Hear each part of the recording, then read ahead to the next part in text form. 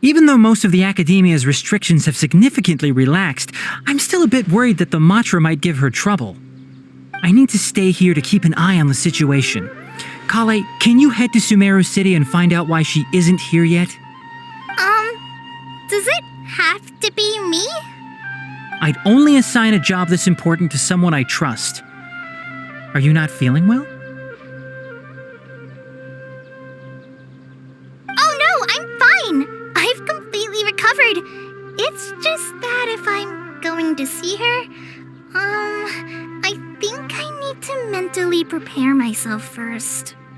I know. You'll have a tough time if you go by yourself. If we could arrange for someone to accompany you...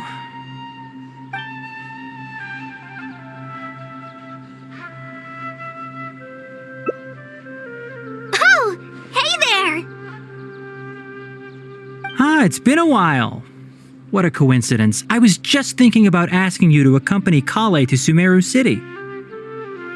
Sorry, that's not what I meant. It's just that this matter concerns research banned by the academia. Not the sort of thing you'd shout from the rooftops. Also, you happen to know about this situation? There are very few people I can trust to be discreet right now. After giving it much thought, I believe you're the most suitable person for the task. It's complicated, and this isn't the best place to talk about it. We'll fill you in on the details once she arrives. You might have heard about her in Sumeru before. Her name is Faruzan, and she's a very experienced senior researcher. Let's just say that a huge part of Ksharowar's mechanical research over the past 100 years have used her academic discourse and manuscripts as their foundation. She is, but she vanished for 100 years because of a certain incident. She only returned to the academia after being found in the wilderness a few years ago. Because of that, her current personality can be a bit, strange, as is her attitude towards Kale. I'm getting a headache just thinking about it. She doesn't have bad intentions, so you don't have to be scared. I'll try. Yes, Ksharawar and Spontamod researchers are often quite prejudiced, so I can't trust them with this matter. However, Faruzan isn't influenced by modern thinking. In our previous correspondence through letters, she indicated that she'd be willing to help. It's already past our arranged meeting time, but she still hasn't shown up. I don't think so. With her personality, it's more likely that she got wrapped up in some sort of trouble.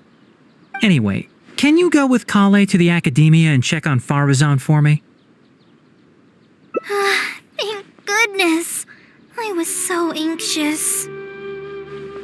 I'm counting on you too. Kale, don't push yourself too hard. Just go there and see what's going on. Our task is important, but not that urgent. If Faruzan really is in some trouble, come back and tell me about it. We can always reschedule our meeting. After all, if she's distracted by other things, it'll affect her ability to help us. All right, let's go!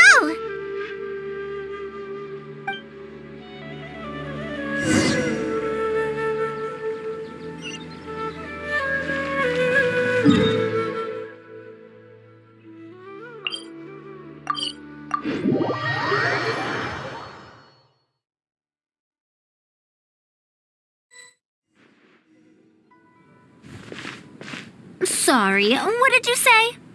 Oh, could you repeat yourself? As you know, I'm sure, hearing goes with age. Faruzan, I said that you need to give us an answer.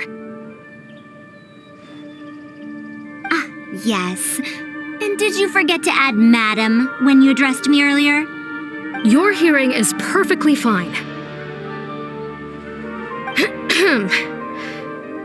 Madam Faruzan, we don't want to make things difficult for you. However, you haven't been teaching courses or supervising theses these past few years. Isn't this rather problematic as an advisor? Never mind the students, even other advisors are starting to complain. And who, if I may ask, complained? If they have any issue with me, tell them to talk to me themselves rather than waste any of your time. You don't have to tell me anything. I very well know that it's those people from Haravatat. How I wish they'd put their time into doing proper research instead. But, Madam Faruzan, it has been a long while since you last made any practical academic contribution yourself. Academic contribution cannot simply be divided between the tangible and the intangible.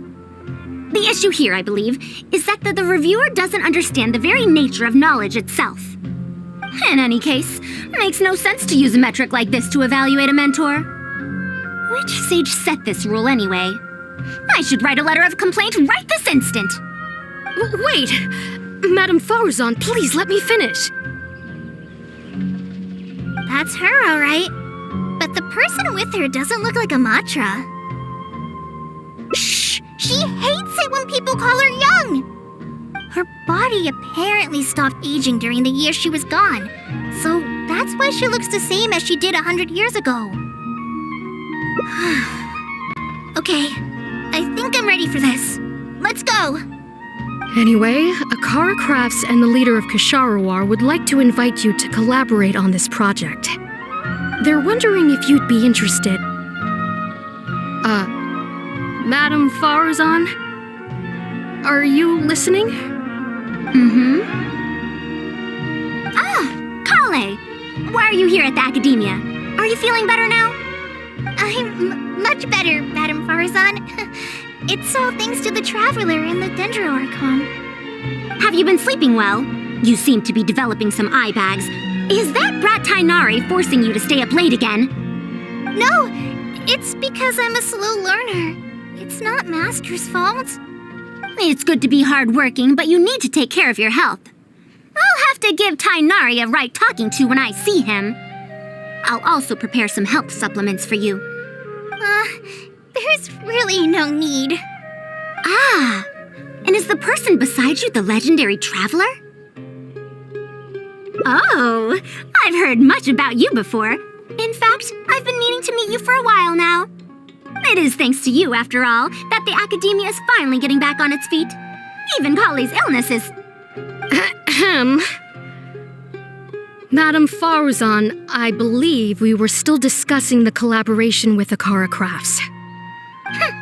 I'd wager it's those Kasharawar dunderheads finding excuses so that I'd go to their darshan. Say no more. I have no plans to change my field of research. If you're this unwilling to participate in the collaborative project, you can also consider teaching a class. It might be difficult to teach a course with topics that only fall within Haravatat's subjects, but we can't delay this anymore. You need to give an answer. You can teach a course or participate in a collaborative project. If you don't do either, it'll be hard for me to persuade the advisors and students who have been complaining. Could you not give me a few more days to consider? This matter has been delayed for so long already. That's precisely the issue. If you don't give an answer today, I fear that someone will soon escalate their complaints to the sages. What a waste of free time these folks are. Now you two are here at Tainari's behest, I take it. I'm sorry, but given the current situation, it looks like I'll have to come over some other day.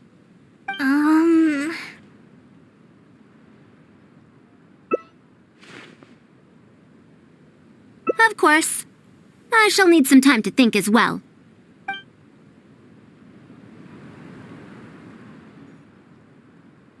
What now? She seems so busy.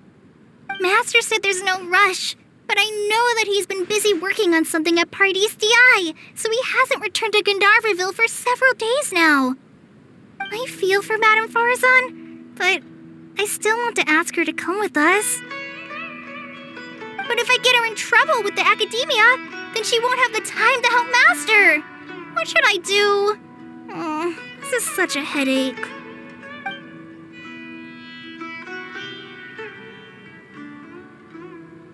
Yeah, that would be the best for them both. I'll check with Master later and see if there's anything I can help him with. But I'm sure he'll say, the best thing you can do now is study hard, so I don't have to give you remedial lessons. Huh? Oh yes! This way she can get her problem sorted out quickly, and then then she can go see Master. So if I also stay and help... that still sounds kinda scary. Okay then. I'm counting on you.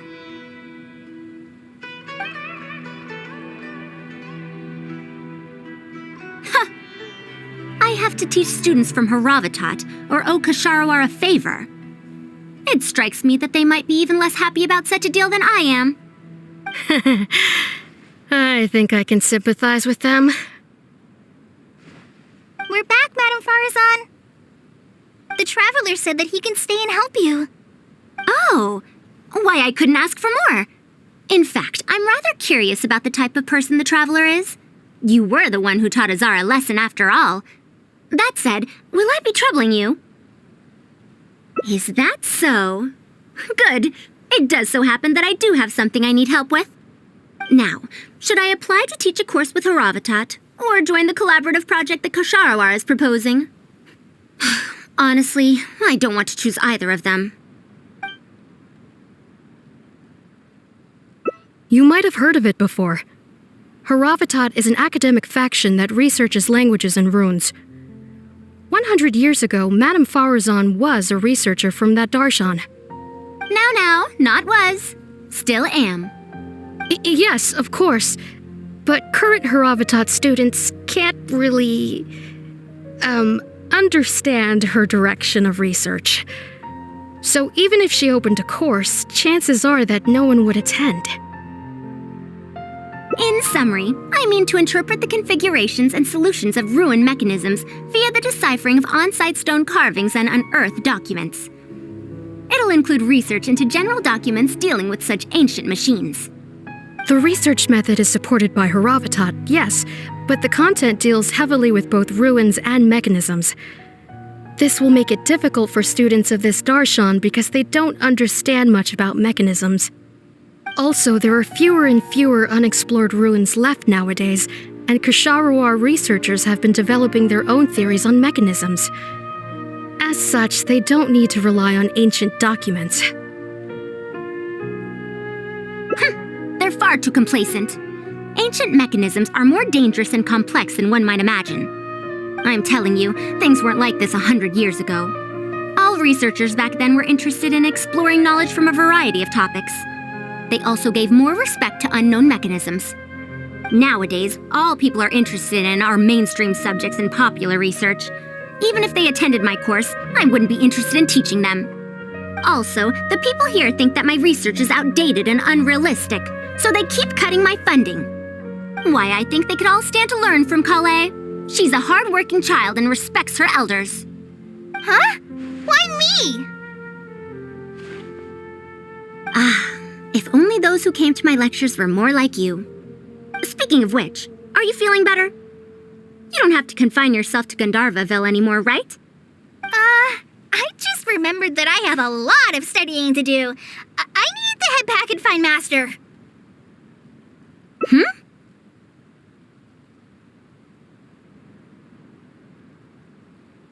Are you telling me to start a reading course for Kale?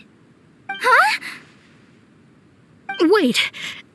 Although Tainari has academic dealings with the academia, he isn't considered part of it. This means that Kale isn't technically a student. No, he's right. The old academia became consumed by their arrogance precisely because they ignored the public. There must surely be many people like Kale and Sumeru who are passionate about learning but cannot study due to various reasons.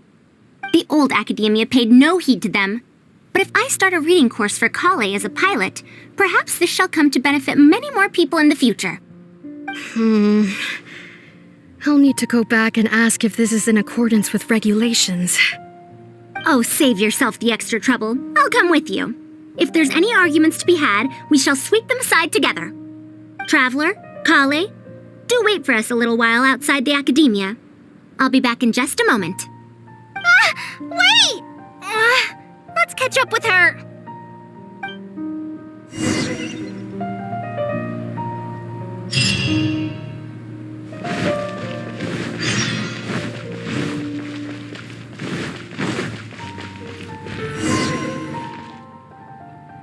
I can't believe she rushed right in after we arrived. She's really headstrong. Oh, how did things turn out like this? No, not really. Madame Faruzan is a brilliant scholar. Even Master thinks so. If she's really going to teach me how to read, it'll definitely be much better than me bashing my head against the wall. It's just that she can get a bit too passionate sometimes. I don't know how to handle that. Maybe it's because she wants to take me in as a student? It's just like that researcher said. The academia has completely changed during the 100 years that Faruzan was gone. I don't really get it. But it does seem like Haravitat's students aren't optimistic about the prospects of doing research with her. Students who are interested in mechanisms and applications of the elements generally enroll in Kasharawar and Spatamad. Madame Faruzan also refuses to accept random students just to make up numbers. She still hasn't found a student she likes, even after all this time back. But she seems to like my attitude toward learning, so she often asks me if I'm willing to become her student. It's because I'm a slow learner that I have no choice but to stay up late and study. Whenever she compliments me, I feel really guilty. It's not that. Madame Faruzan respects my choices. She hasn't been trying to persuade me, especially since she knows I need to rest and recuperate. She sometimes brings food to Gandharvaville for me, and each time she says that Master can't find out. Now that you mention it, it does feel a bit like that. Do I really look that young? Kale, Traveler, thank you for waiting. The issue has been resolved. I argued with the higher-ups and convinced them of the practicality and necessity of educating the general public. If I'm not mistaken, they're the students of my classmates' students. They're a lot less forceful than their predecessors, though. I'd say they caved rather quickly. Amazing. It's just that we need to fill in every single page of the application. It's been a century, but the academia is as picky as ever. Let's see now.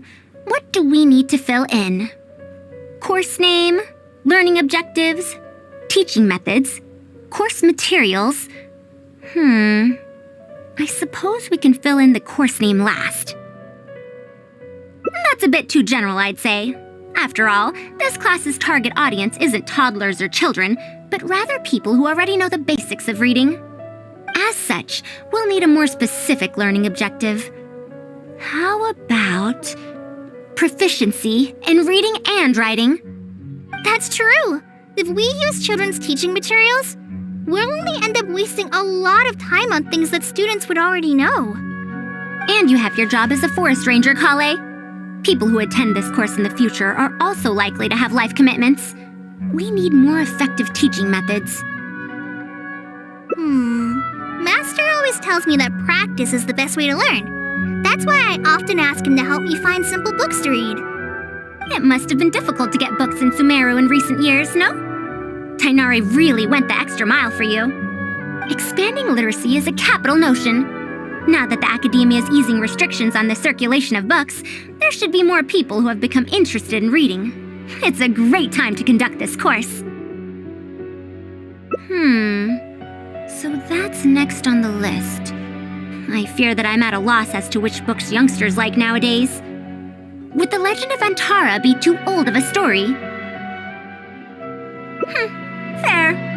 Kale, what have you been reading lately? Me?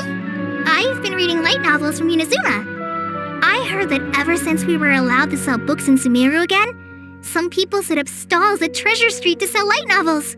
I've been meaning to go there and check it out. Light novels? This is my first time hearing about such a thing, but I doubt I will procure suitable teaching materials from the House of Dana. Treasure Street it is. Wait for us, Madame Faruzan! You wouldn't think someone as fast as her is over 100. Let's pick up the pace and catch up to her.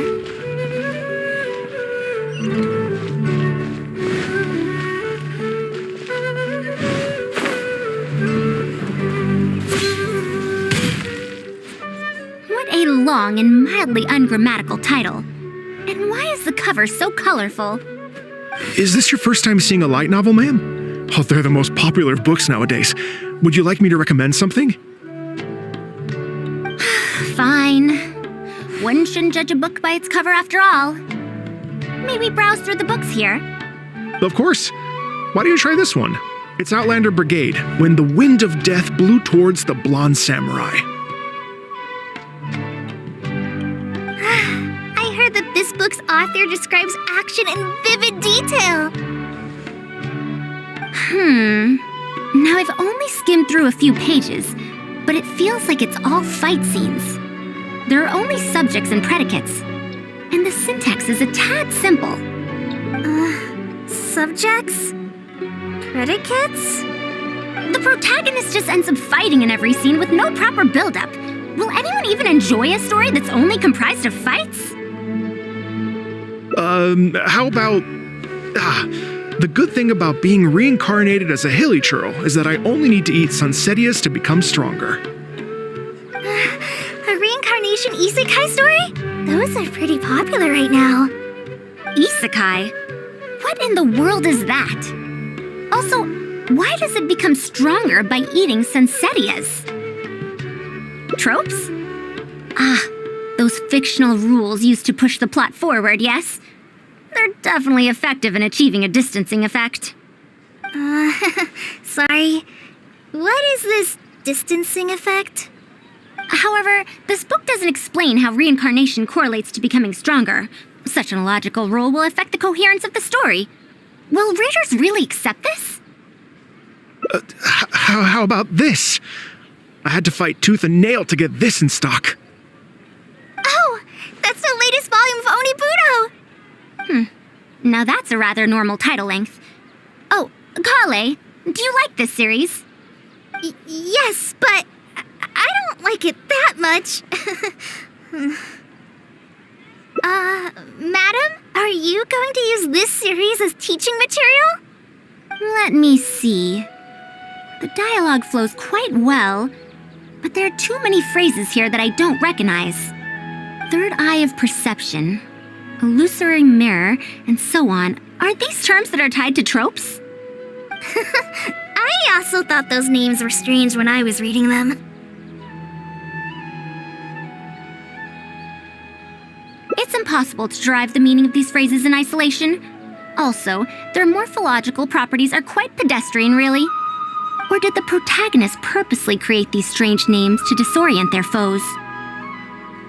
So there's no deeper purpose. It's quite hard to understand stories written these days. You're right. It's such a weird book. But you keep wanting to read the next page. Even the most popular book in Sumeru back then had greater depth than anything written today. Yes, a Bahumano researcher wrote it while researching folk legends. The plot had many twists. The world building was fantastic, and even the writing could withstand scrutiny. When it was still being published, many people in the academia were reading it. Even the sages back then all described the story as a timeless classic. The series must have concluded after so many years, right? Perhaps it's even more popular now. Is there a book like that in Sumeru?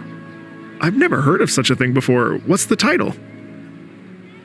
It's called Tales of Shariar. Do you sell it here? Tales of Shariar? I don't think I've heard of that before. When was it published? About 100 years ago. 100 years ago? Are you pulling my leg? What sort of book can remain popular for 100 years? The Legend of Antara is popular to this very day, isn't it? I just heard someone telling it a few days ago in a cafe. If an old story like that is still being shared, then Tales of Shariar must be even more popular. Even if that is the case, I really don't carry that book here in my store. What? Is that because of the academia's strict control over books in recent years? I can't believe they've allowed the people of Sumeru to become so uncivilized. How can they not know about the Tales of Shariar? Tales of Shariar? Oh, wait! I think I heard an antique seller on the other end of Treasure Street mention that name before. I mean, it is a book from 100 years ago. Why don't you try asking for it there? Tales of Shariar is considered an antique now? How could the Academia have let such an excellent work of literature be forgotten like this? Traveler, Kale, I'm going to get to the bottom of this.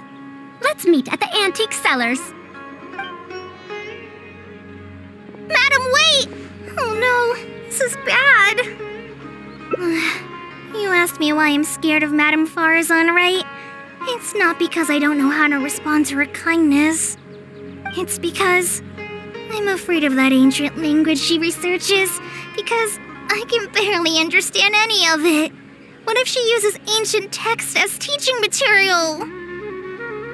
Even so, what if researchers from 100 years ago like to use ancient languages in their books? We've got to catch up to her!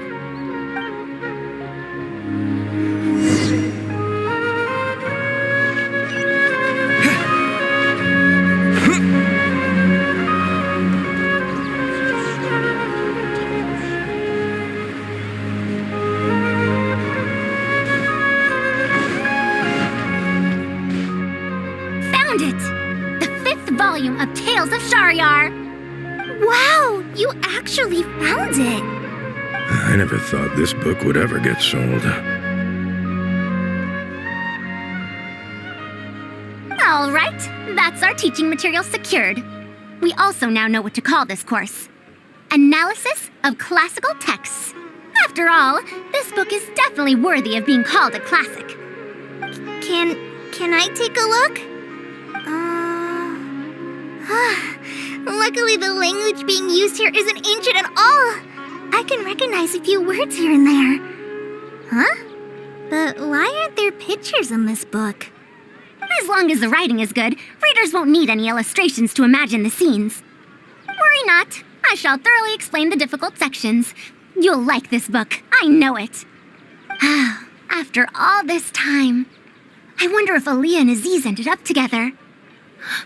And who obtained the desert gem in the end? Sir, do you have the subsequent volumes of this series? I don't think so. Is that so? And here I thought I could finally read the ending. Never mind, I'll keep searching for the later volumes myself. If I'm to use it as a teaching material, it's better to start earlier in the series. Where are the first 4 volumes? Why aren't they all together?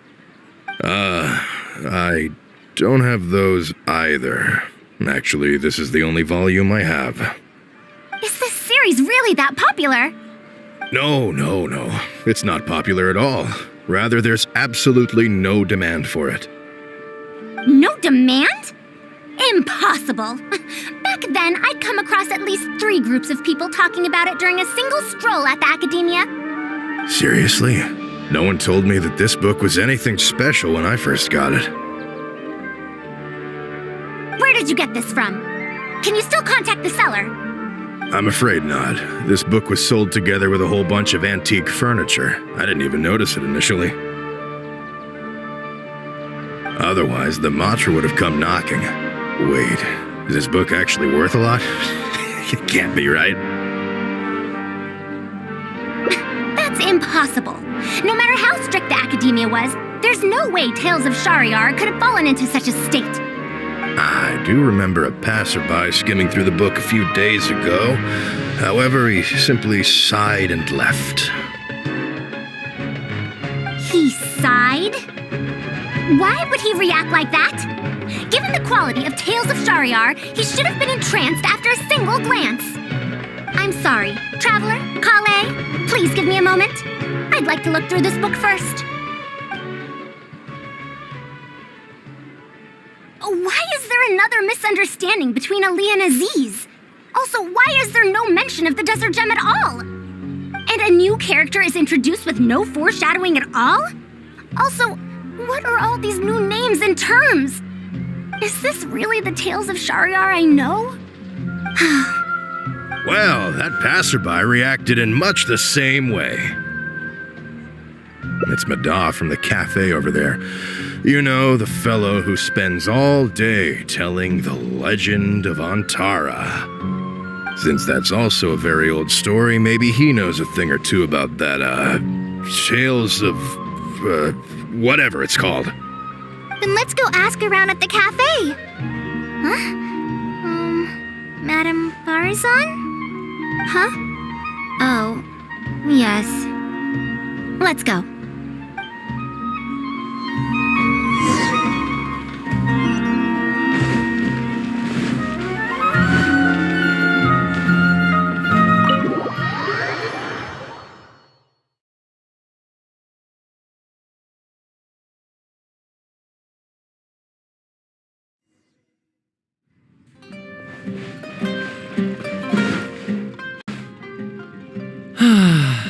Another day, another empty room. Excuse me? But are you Mada? Yes! Are you here to listen to my story? Well, we actually came to ask about something else. I see. Sorry. It's fine. I'm used to it, more or less. So, how can this terribly unpopular storyteller help you? Do you know about Tales of Shahryar? Huh? Tales of Shahryar? Why, I can barely remember the last time anyone talked about it. My master always talked about how incredibly popular that book used to be. However, I tried reciting a few chapters of it at the cafe, and I found that it's even less popular than the Legend of Antara. Your master? Yes, the one who taught me how to be a storyteller. He said that Tales of Shahryar was written by his master's master's master. He also said that this great-great-grandmaster was an academia researcher, and that even the sages liked the series. He wrote 4 volumes back then, and the reviews just got better and better. You couldn't find a single person in Sumeru who hadn't read his books. And then? What happened next? Why doesn't anyone know about Tales of Shahryar now? Oh, it's hard to tell when it comes to trends. One day everyone likes stories like that, and the next day their tastes change completely. Instead of writing a proper ending, this great-great-grandmaster kept trying to extend the story. To tap into popular trends, he added a lot of tropes. Then, starting from the 5th volume, the reviews started to go downhill. How could that be? Then what happened to Tales of Shahryar in the end? In the end, there's no ending. The great-great-grandmaster tried to write a few more volumes, following whatever trends were popular at the time, but the trends kept changing right as he published his books. He got so infuriated that he stopped writing altogether and focused on his research instead. What? So there's no ending? The readers didn't care? By that time, only a very small number of people were reading Tales of Shahryar. Anyway, my master probably exaggerated. How could a work possibly have been that popular? The only tangible thing my great-great-grandmaster left is the original draft of Legend of Antara. He also left behind many theses from his research phase. When my master talked about Legend of Antara, he'd even quote from those theses. My master is a much better storyteller than me. Even when we're telling the same story about Antara, he's always able to draw in a huge crowd. But even he won't recite Tales of Shahryar due to its ever-changing writing style and its lack of an ending. So, Antara's story is the one that lasted through the years. Well, not even sages can definitively ascertain the quality of something like a story. In the end, only time can separate the classics from the fads. Only time? Madame Faruzan? It's been 100 years. Perhaps some things I once believed to be great aren't so after all.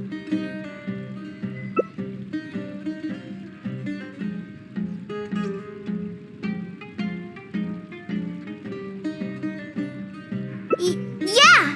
Master helped me find a lot of famous books at first, but in the end, is that I couldn't get into them. No matter how good those stories are, I can't improve my skills if I can't bring myself to read them in the first place. I think the best books for me are the ones I like. Huh. Indeed. That is true. Readers' interests and trends of a time are not things that are so easily predicted. What was popular 100 years ago could be completely forgotten in modern times, and yet 100 years, as far as history is concerned, is but a blink of an eye. If Tales of Shahryar hadn't chased after trends and instead stuck to its original style from start to finish, it might have stood some chance of gaining renewed popularity. No, even if that didn't happen, at least it would be a work that was true to itself. Huh? Our conversation just got a lot more serious. I don't really get what you're talking about, but it does sound sensible. Looks like I also have to hang in there and tell Antara's story well. How unseemly. I almost got carried away because of a single book. Well then, we should get back to the matter of our teaching material. No, it's much too old. Oh. Kale, you found a book that you liked at the bookstall, yes? Yes, but I don't really... Then we'll use that book as our teaching material. Now that I think about it, using a book that you like is the most suitable choice for teaching you how to read. As for the academia, as long as we come up with an appropriate course name, we should be able to get away with this. My, it sounds like you've dealt with the academia before. Let's go with that. Now then, let's return to the book vendor in a bit and buy the latest volume of this Onibudo for Kale. But if I wish to use it as teaching material, I have to read it first. Huh? Speaking of which, other than third eye of perception and illusory mirror, I also espy some unfamiliar phrases from the reader's messages at the back of the book. Such things as, even if it reminds me of my dark history, I still can't help but be drawn in by the story. And the author has written all the things that I only dare whisper into a tree hollow. Why do people use dark history to refer to awkward or embarrassing memories? Is this some slang that was invented in the last century? If one of our learning objectives was researching linguistic changes over the past 100 years, it might make it easier to get these books approved as teaching material. Oh, I can tell you what that's all about. Apparently, in their youth, some people used to imagine themselves as someone burdened by fate, fighting against the world, etc. But as they grew older, they started to become embarrassed by such memories. Some would write those fantasies into novels, while others would entrust such tales to tree hollows. Mara? You know, I suddenly have the urge to hear a story about Antara. Huh? Why so suddenly? I knew it. There will always be people who love the golden oldies. Now, let me tell you all about the ancient hero, Antara.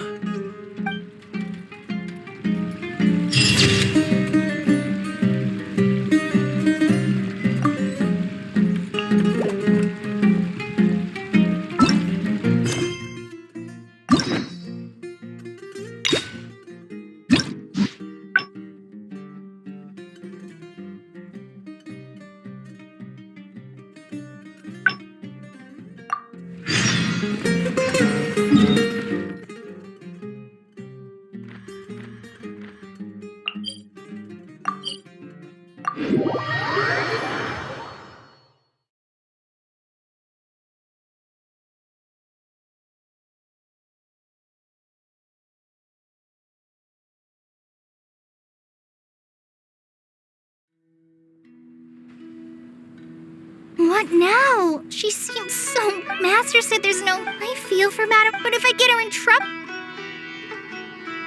But if someone does complain to the academia, wouldn't it make Faruzan's situation more awkward?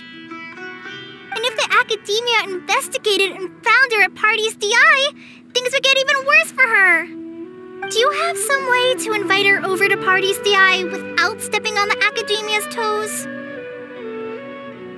Okay then. I'm counting on you.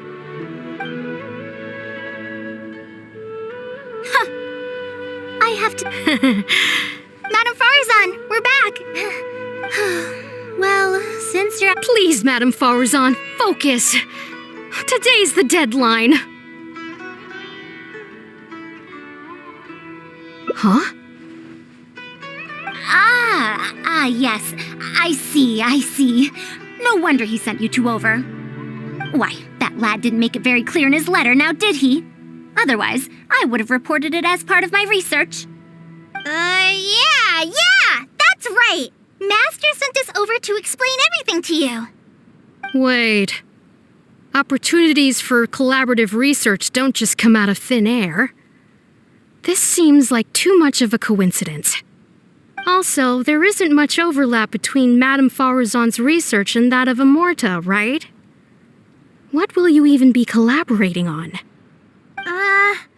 Master wants to research, A fully automated irrigation system. A fully automated irrigation system? Precisely.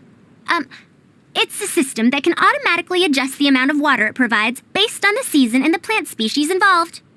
I saw a similar mechanism while exploring a rune in the rainforest. That's why Tainari wanted to collaborate with me. A mechanism like that exists? Why haven't I heard of it before? I found it 100 years ago, so it's only natural that you don't know about it. Why don't you go ask your teacher's teacher? Perhaps they've heard about it from their teacher. But we can't prove its existence one way or the other, right? Fret not. I'll have Tainari write an official proposal to the academia later. That should do it, right? An official proposal. Fine. We haven't made any progress with either the collaborative project or the elective course anyway.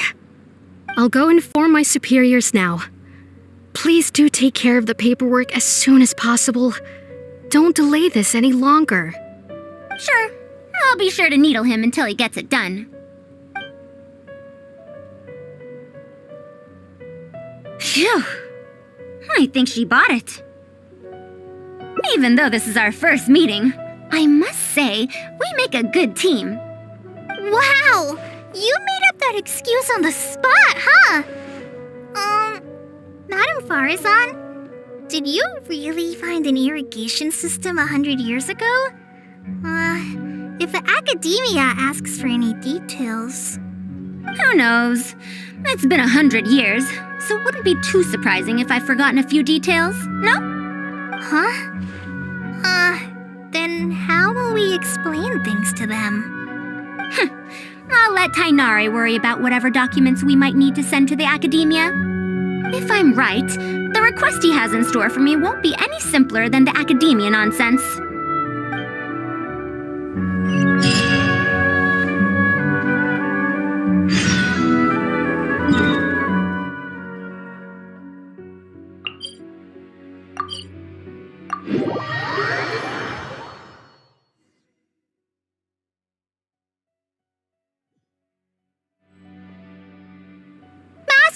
We're back! Huh? Where did he go? You don't have to shout. I can hear you. Well, you got here much faster than I expected. I thought you'd have a lot more business to take care of. Thanks to the Traveler, I was able to, pawn off various problems of mine onto others. Onto others? What does that mean? We can discuss that later. You're looking for me because of the thing you mentioned in the letter, right? That's right. Please, follow me.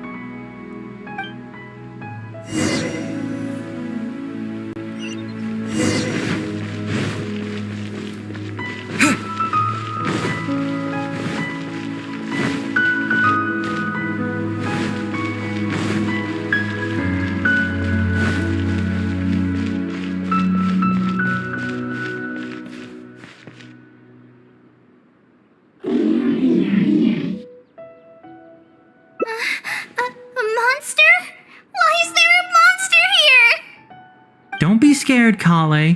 This is the mechanical life form the Traveler and I saved a while back. Its name is Karkata. It's the final work of a late junior of mine. You mean Abatui? He must have been a genius to create one of such polish all by himself. It's uncommon that a Spontamod researcher is able to create such an intricate machine. If he were still around, we could probably chat the day away. What a shame. Something seems wrong here. Have you been maintaining it? Mechanical life forms are much more fragile than they look. Is Karkata sick? Karkata has been lying down like this since a few days ago. It could be an old malfunction acting up again. I've taken a few courses conducted by Spontamod before, so I've managed to perform some passable repairs on Karkata's energy supply module. However, it seems the issue this time is with its transmission. My knowledge can only prevent its condition from deteriorating any further, but Madame Faruzan, you should be able to find a way to repair it. Not necessarily. Mechanical life forms are created using techniques from alchemy, elemental science, and more. There are multiple modules here that influence each other. A simplistic knowledge of mechanisms will not serve here. You know that as well. Each mechanical life form is very different from the next. So even I cannot be sure if my understanding of mechanical life forms is going to be of any use to our little crab friend here. Karkata. Can you all go outside for a minute? I need a bit of space. Before I do a thorough check, everything we've just said is but conjecture. All right. We're counting on you, Madame Faruzan.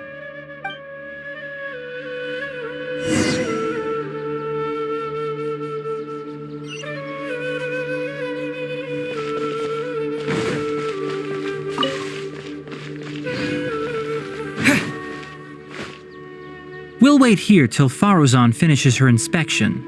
In the meantime, I'd like to talk to you about her. Her past, huh? Quite a few people in the academia know about what happened to her. Perhaps it'd be best if I'm the one to tell you. I've told you before that she disappeared for 100 years, right? From her perspective, trapped might be a more apt description. Her exact words were, That ruin was crawling with traps and coded inscriptions from wall to wall.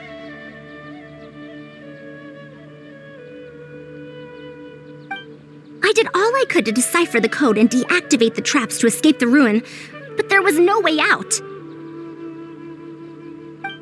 I lost track of time and I ran out of pen and paper. In the end, I had to use stone shards to write on the walls and on the floor to decipher the code. Then, before I realized it, I ran out of space on the walls and floor. I had to calculate all the possibilities in my mind. After that, my memory started to become fuzzy, and my cognition slowed down.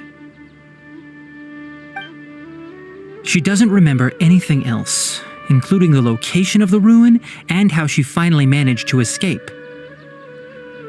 When she was found in the outskirts of Sumeru a few years ago, she looked exactly the same as she did 100 years prior. However, she was in a stupor and struggled to form sentences. Only after a lengthy recovery period could she speak again. The academia speculates that she must have gotten trapped in an unknown ruin while researching machines a century ago. And because of the ruin's special properties that halted her aging, she was able to use those 100 years to crack the trapping mechanism and then escape. Though she had finally broken free, 100 years had passed. Everyone she knew, and everyone who knew her, was already gone. In the end, even the academia had to rely on century-old records in the Akasha to confirm her existence. Don't make that face. I'm not telling you this because I want to drum up sympathy. She wouldn't want others to pity her because of past events. Rather, she sees that period of entrapment as an experimental error.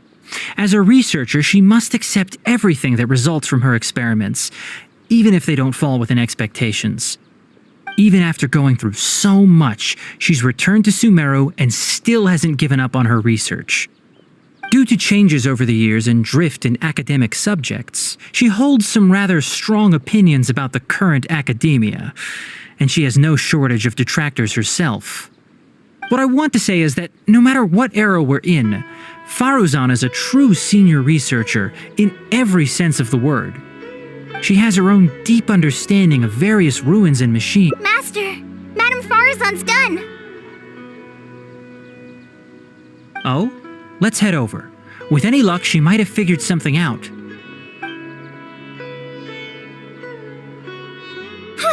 I never thought that I'd encounter a restitution module once again after 100 years. Abatui really installed quite a few impressive things on this. If my guess is correct, this mechanical life form has displayed attempts at self-sustenance before, right? Such as collecting parts to repair itself, for instance?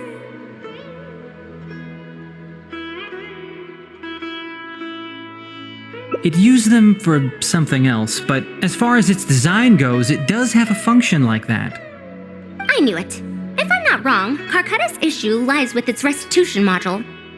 Abatui's modified this module extensively, but the core parts and design philosophy are very similar to the principles as I know them. They are all based on principles learned from the ruins. The creators of the Ruins machine once tried to create a perpetual mechanism that could replace life or even surpass it. The restitution module is the result of one of their countless attempts. It replicates the behavior of living things to achieve a self-repair function. However, the energy required in maintenance of the module became an issue. Energy consumption?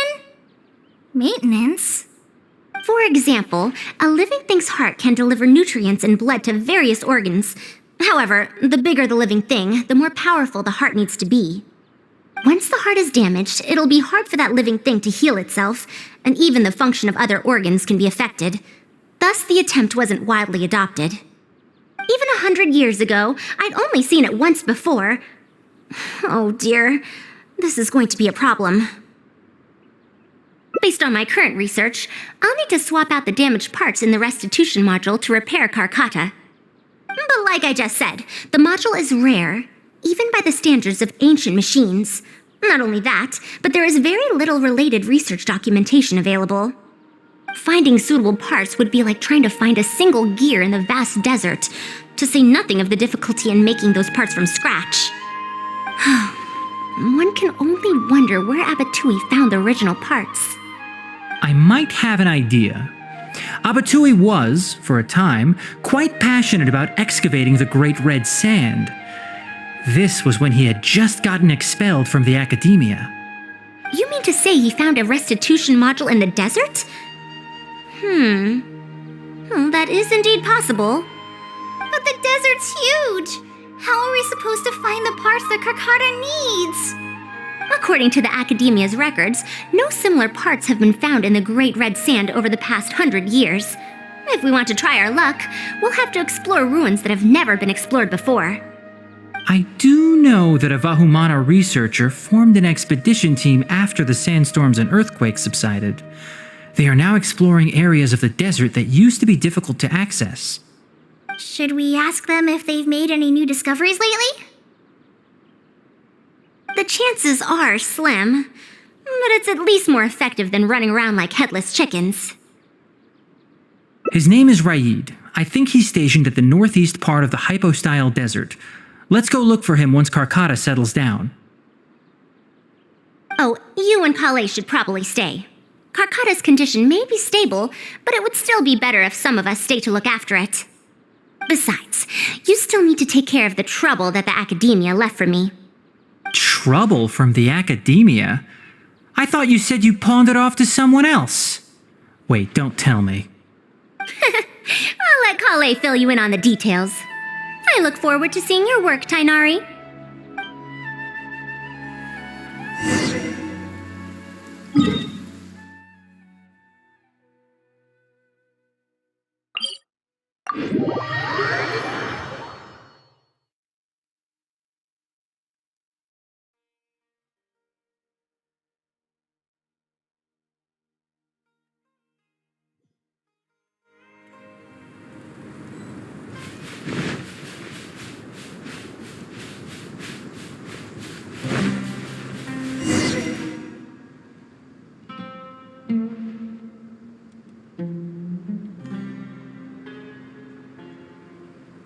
What is this?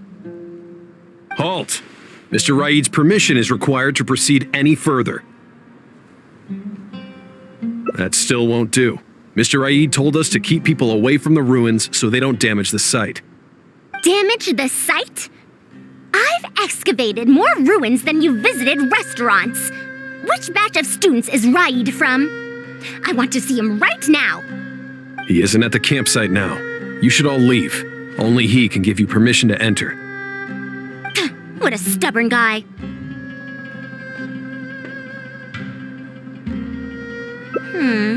You're right. Even if there is new information, we still have to wait for him to come back so we can ask him about it. So let's just see what we can find out from the people here. I'm going to give that Raid a good talking to when he gets back. Starting from who in the world mentored you?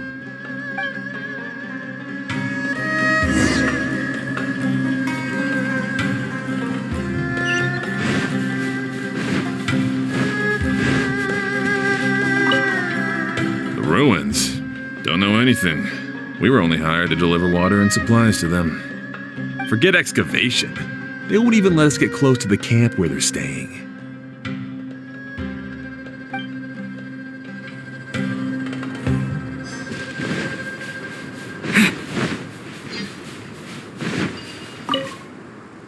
That machine looks amazing! Could it be the legendary Ruin Wanderer? The location seems to fit too. Might that legend actually be true?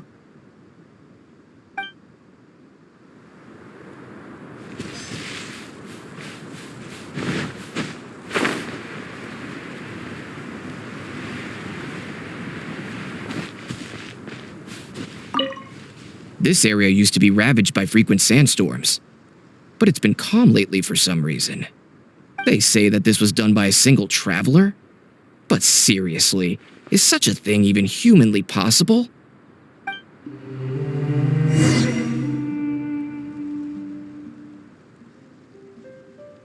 Well, I found out everything I could.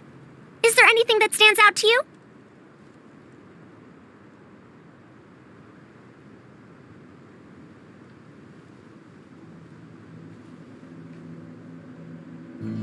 To be honest, the ruins were difficult to excavate in the past, but they really are much safer now thanks to you. However, I'm more concerned about this Ruin Wanderer they speak of. Ruin Wanderer. That's the first time I've heard that name, but that wreckage did seem a bit weird. It's a bit far away, and I can't really say for sure from this distance. Perhaps we should ask the villager from before about the legend first. Huh? What are you guys doing back here? I wouldn't blame you for not knowing about it, youngsters. After all, it's a tale that's over a decade old. It's said that this monster, the Ruin Wanderer, traversed through various ruins for centuries. Many adventurers had claimed to see it while exploring. Some said that it was like a giant, while others said that it was like a beast. However, none knew why it wandered the ruins. Then, about 10 years ago, we stopped hearing any news about it in Sumeru. No one has seen it since then, and the legend has since faded into memory. You youngsters probably don't know about the Ruin Wanderer nowadays, but it was famous for centuries. Centuries? Impossible. I heard nothing about it back then. It could only have been around for a few decades at most. Wait, back then? Indulge my curiosity for a moment. Why do you think that wreckage is the Ruin Wanderer? Well, I had also heard that secondhand from... You heard that nonsense from the Eremites after they got drunk, right? Who are you? Madam Faruzan, it is a pleasure. I'm Raid, the one who organized this archaeological expedition. I'd heard of you at the academia, but I didn't expect to run into you here. Truly, it is an honor. And this must be the famous traveler, I presume. What brings the two of you here? Have you found any special contraptions and relics in the ruins that you've been investigating? I'm ashamed to say that we haven't found anything noteworthy, even though we've been investigating for a while now. Really? That ruin wanderer isn't noteworthy to you? I'm afraid those are mere rumors. Really, I sometimes wish that those people would put as much effort into their work as they do into gossiping. You're right, sir. I'll get back to work now. The wise do not buy into rumors, so it is said. I believe that you too, Madam Faruzan, do not put any stock into such baseless talk. It is also said that real knowledge shall come from practice. I can help you research the excavated relics and see if I can find out anything new about them. You can take credit for any new discoveries. I believe this offer to be sufficiently attractive. In truth, I could ask for nothing better than your help with our research. However, you two must be tired after a long journey. I'd feel bad if I set you to work immediately. It's getting late and my subordinates and I are heading back to the camp to rest. Why don't you find a place to spend the night first? We can continue our discussion tomorrow. There's a tent that the villagers occasionally use to rest. It's a bit simple, yes, but I hope you won't mind. Since you need to rest as well, let's do just that.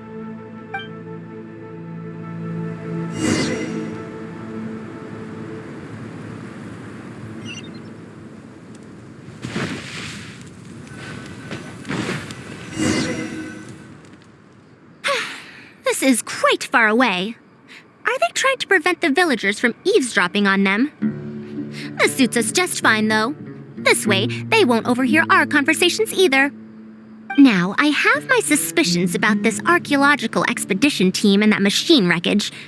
I only caught a quick glimpse, and it was from a distance. But based on the condition of the armor and joints, it didn't seem like something that had been lying around for centuries. At most, I'd estimate that it only stopped moving about a dozen years ago. Yes, the timing coincides with the spreading of the legend. Now, assuming that it really is the Ruin Wanderer, how do you suppose it was able to maintain a relatively good condition despite high-intensity operation over the course of several decades? That's right. Technically speaking, the module shouldn't be able to move such a large machine chassis. However, I'm basing my knowledge on the mechanical life forms I've seen before. Well, this was over 100 years ago. It was a machine about the same size as Karkata, actually. It couldn't carry heavy objects or fight, and was only able to help me record some notes. It also helped me deliver letters home. I found it near the desert, which is why I wondered if there might be more restitution modules buried around here. Honestly, people in ancient times might have already solved the problem of providing enough power for all I know. I'll need to research this properly. Had I confronted Raid right there and then, he would have said that he couldn't tell that the machine was special. Then he'd just hand it over to the Academia obediently, and he'd get away scot-free. If the wreckage were to be handed to the Academia, it'd be much tougher for us to do research on it or get spare parts for Karkata. Anyway, we should figure out what they're planning before making our next move. They insisted that we should stay the night, which means if they're trying to pull a fast one on us, they're likely to try tonight. We must be vigilant.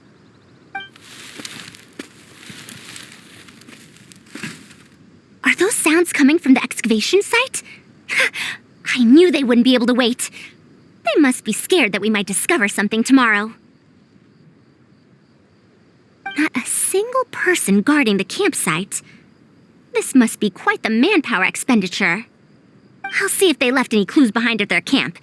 Keep watch and help me stall them if it comes to that, would you? All right. I'm counting on you.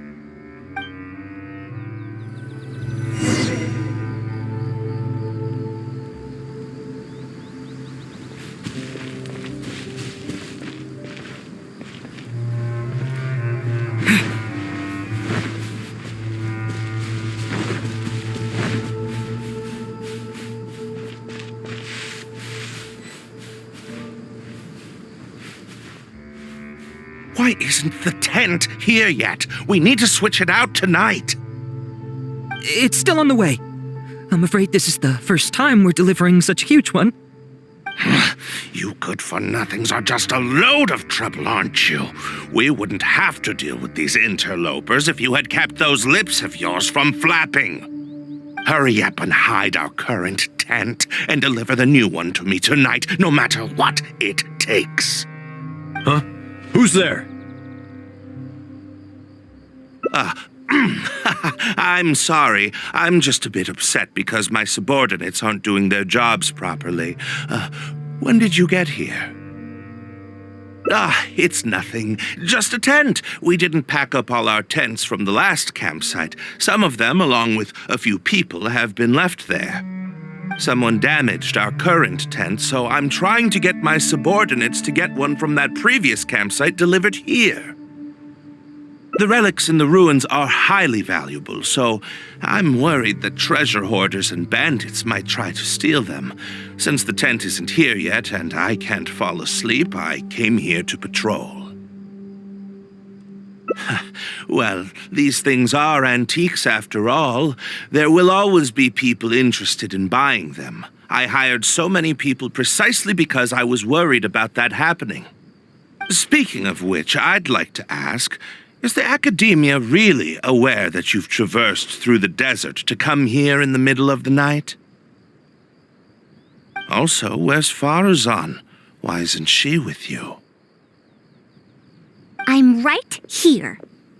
Also, you forgot to address me as Madam.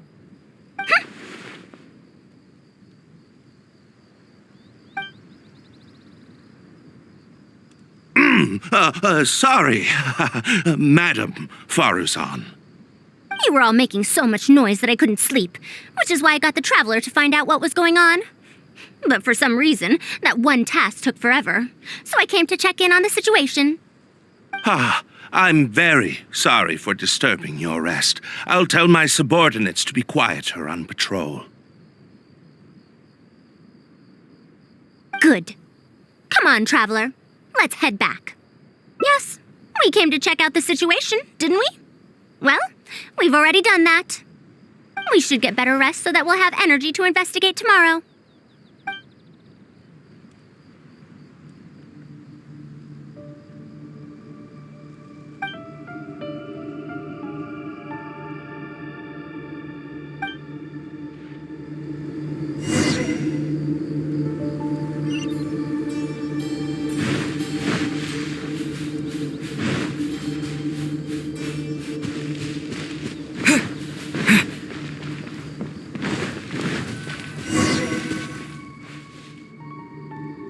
Thanks for dealing with them. Now, I found something good on my end. These are the excavation records from their campsite. According to them, the ruins have been raided before, with numerous traps and contraptions having already been triggered. I also observed the wreckage up close earlier. The weathering is nowhere near as extensive as on the relics that have been buried for over 100 years. There's no doubt that the wreckage in the ruins don't belong to the same era. Instead, it must have wandered into the ruins about a dozen years ago. It could have fallen into a trap or encountered a glitch within the ruins, remaining stationary like that until it was discovered recently. However, I still don't know why they'd want to hide it. I have no doubt that the researcher could definitely reach the same conclusion I did. The last few pages of the excavation records are written in code, which I still need time to decipher. The answer may lie within those pages. It's just wordplay. And if anything, that's my wheelhouse.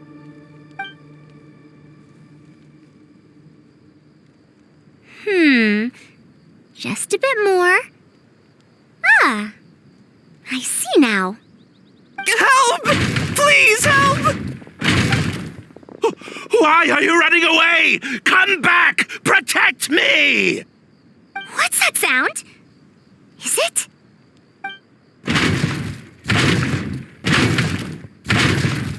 The Ruin Wanderer?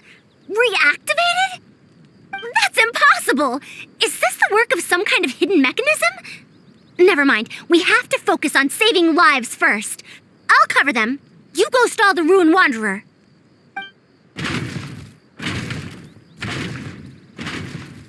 What? It ignored the Traveler? Why is it chasing after us? What could have caused it to reactivate? And to give chase? Darn it! Hey, come on, you lot! It's clear that we can't escape, so let's just attack it!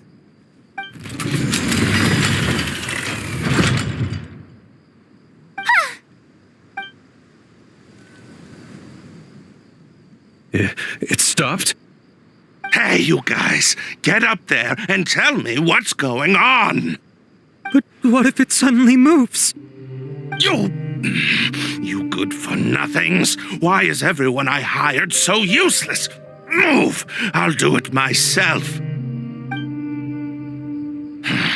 Looks like this thing's parts can't handle the load of functioning anymore after years of disrepair. When it first reactivated, I was wondering if it'd be as amazing as the legends had pegged it to be. I didn't expect it to be so much weaker than it looks.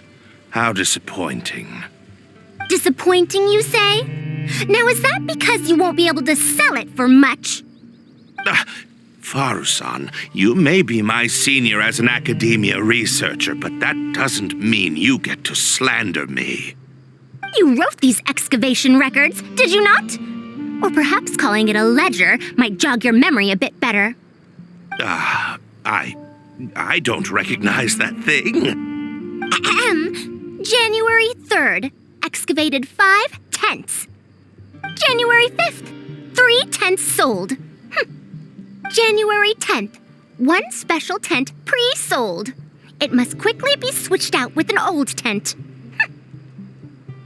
You're supposed to be an archaeological expedition team, and yet here you are, secretly selling the relics and profiting from it. When you believed that you had found the wreckage of the Ruin Wanderer, you tried to switch in wreckage that you had excavated previously to pull the wool over the Academia's eyes. After all, there would probably be many wealthy buyers interested in purchasing the legendary Ruin Wanderer in the black market, yes? And then we arrived just before you could finish your work. That forced you to speed up your plan, and you tried to complete the switch overnight before I could investigate the wreckage.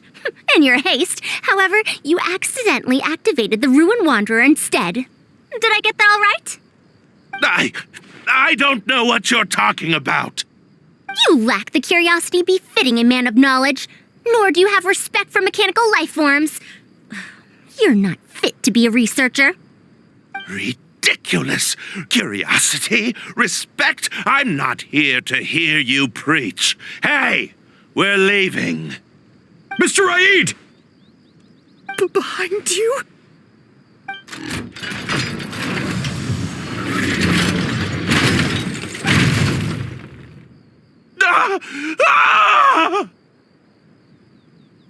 Why is it moving again? Run!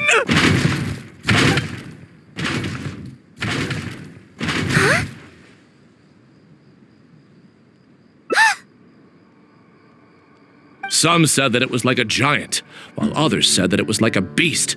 However, none knew why it wandered the ruins.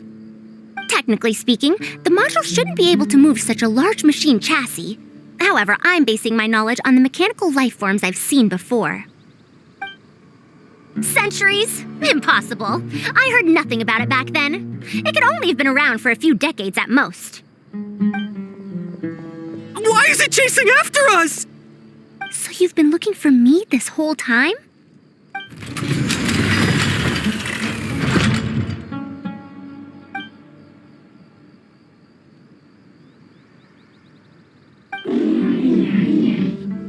Long time no see, Tamimi.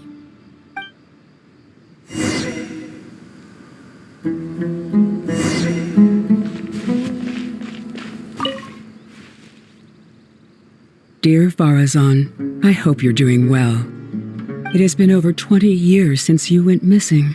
People from the academia keep telling us to give up and that you're most likely dead. But somehow, I feel like you're still alive. Yes, that you live still in some corner of this world. You've always been persistent, able to shine no matter what situation you face. I believe that this persistence serves you well in surviving and finding your way home. Unfortunately, I likely won't be able to welcome you home when you do. I don't have much time left, and my reflexes have slowed. Others keep telling me to stop exploring ruins. Only Tamimi is still the same as before, always running off to places which you've been to. Your teacher and friends came up with an idea to remodel Tamimi so it can search for you in our place. You didn't like coming home back then and would always get Tamimi to send a letter back. Now we're leaving a letter with Tamimi. I wonder if it'll ever be delivered to you. I don't know the answer to that question, but if you ever read this letter, I hope it'll be when you've already found your way home. I regret not being able to say this to you myself, but I'll still feel sincerely happy for you, my dear daughter. Welcome home, Faruzan. Look at you, Tamimi. You've changed so much after all these years. Thank you for waiting for me all this time. I've safely received the letters. Your work is done now. You can sleep.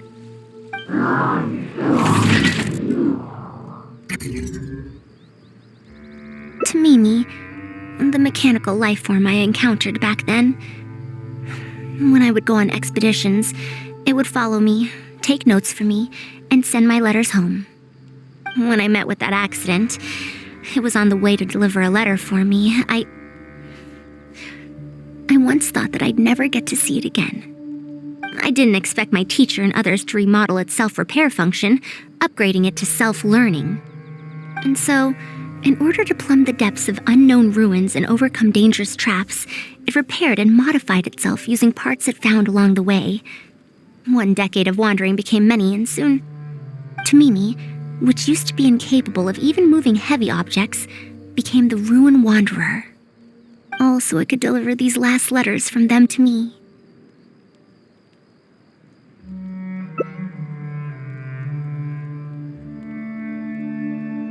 The strain to support such a huge body must have turned out to be too much for your heart, right?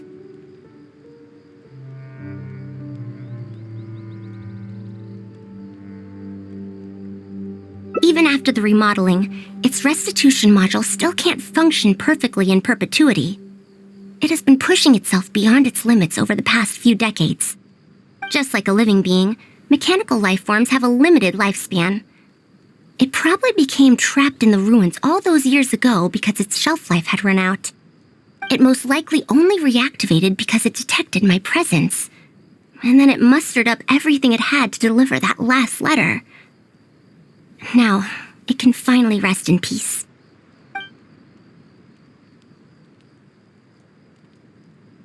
Tainari told you what happened to me, right? You don't have to apologize. It's not like this incident is a secret in the academia. Besides, I've always treated it as a failed experiment. As a researcher, I must accept this result.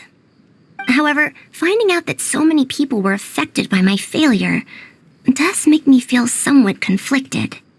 Can you head back to Pardis DI first? We've been here for a while, and it's best not to make Kale and the rest worry. As for me, I want to stay with Tamimi for a bit longer. Just a bit.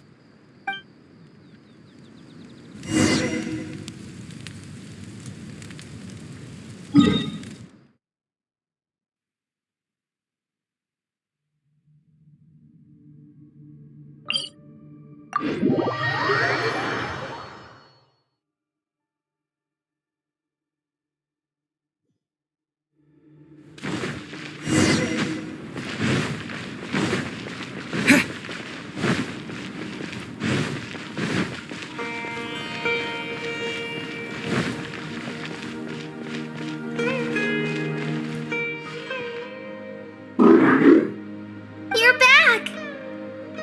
How was your journey through the desert? Wait, where's Madame Faruzan?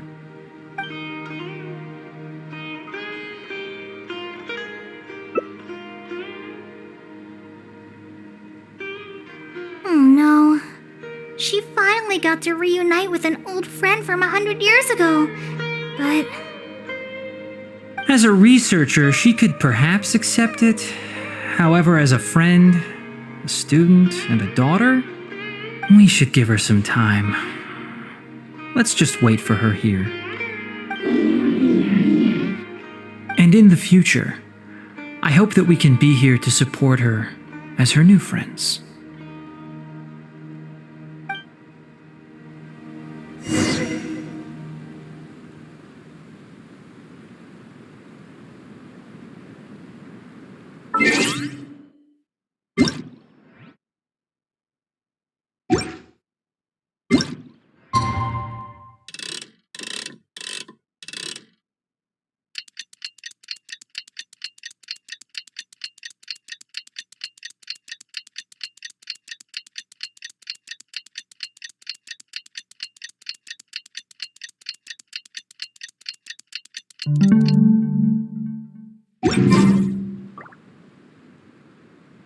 I'm back!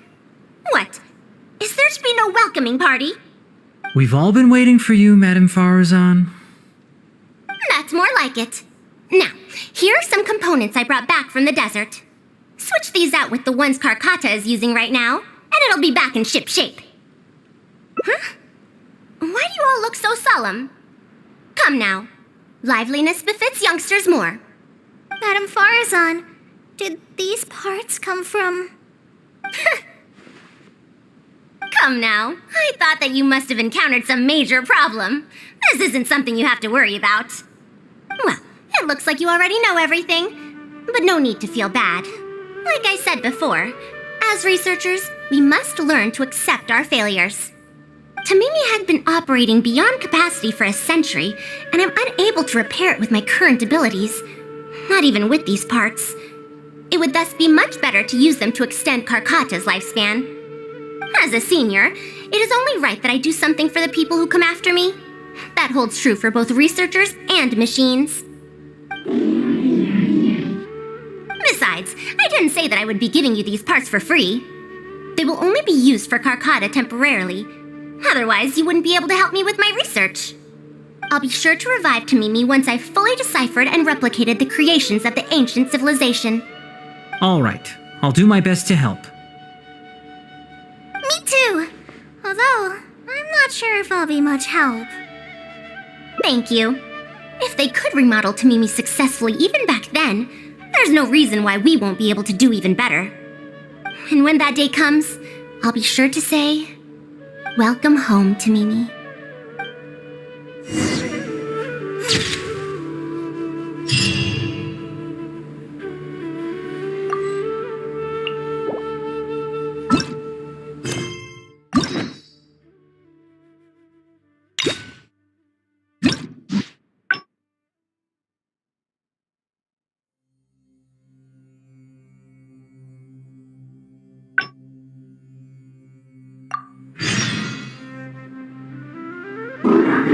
You're back! How was your journey through the...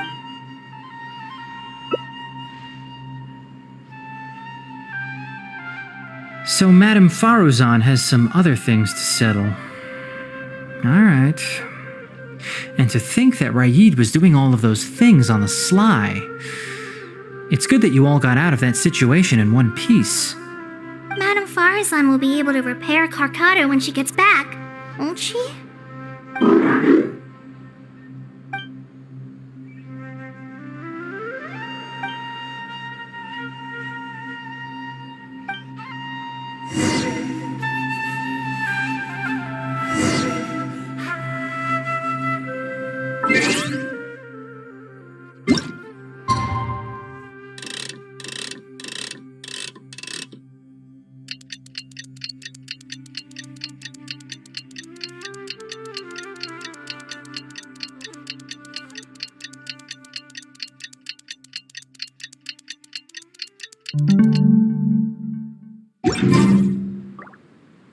I'm back! Madame Faruzan, we're over here! That's more like it. Now, here are some components I brought back from the desert. Switch these out with the ones Karkata is using right now, and it'll be back in ship shape.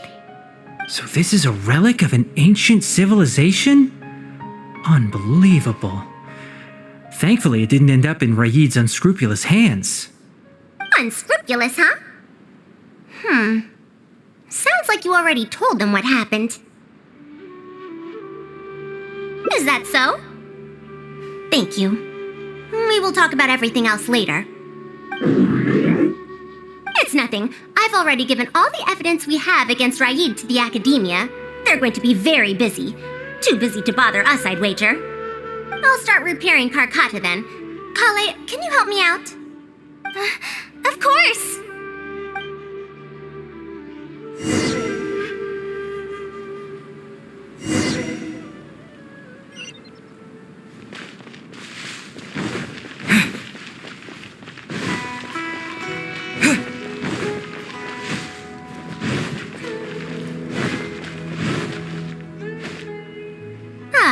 You're here.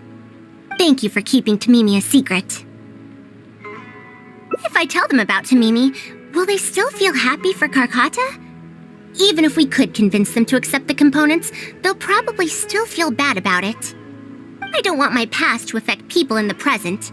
That applies to both me and other people.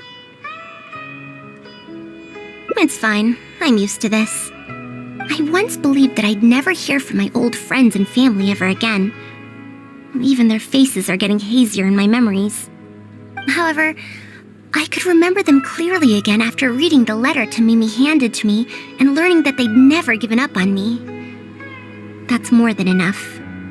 I'd be disappointing them if I let myself fall into a slump because of this. Neither my teacher nor my mother would have wanted to see me like that. Besides, you're lending a listening ear to me now, aren't you? Oh, Pardeus DI looks pretty scenic at night. Will you take a stroll with me? Once Karkata's condition stabilizes, I'll find a chance to tell Tainari and Kale about all that. But for now, just help me keep this secret. Thank you.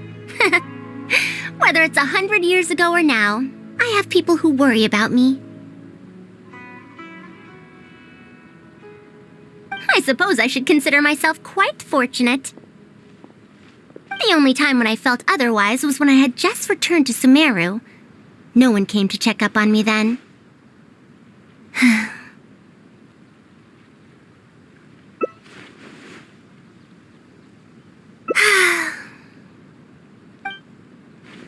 Yeah, I'm home.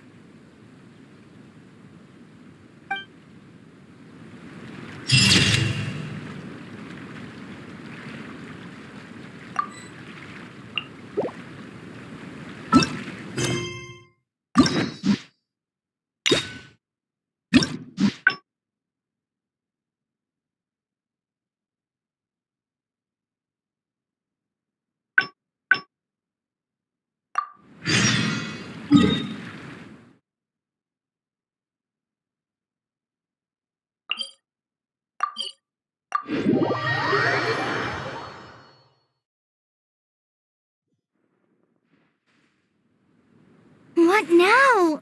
Master said there's I feel for Mac, but if I get her in... Yeah, that would... But I'm sure he'll say, Huh? Oh yeah, so if I also stay and help... Okay then. I'm counting on...